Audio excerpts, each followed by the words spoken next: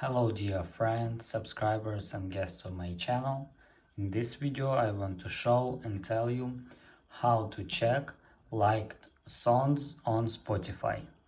Please put your like, subscribe to my channel and share this video with your friends. And let's get started. So first we need to go to Spotify. After that we need to choose any song. For example, click here. After that, click on three dots, and here you need to click add to playlist and choose liked songs.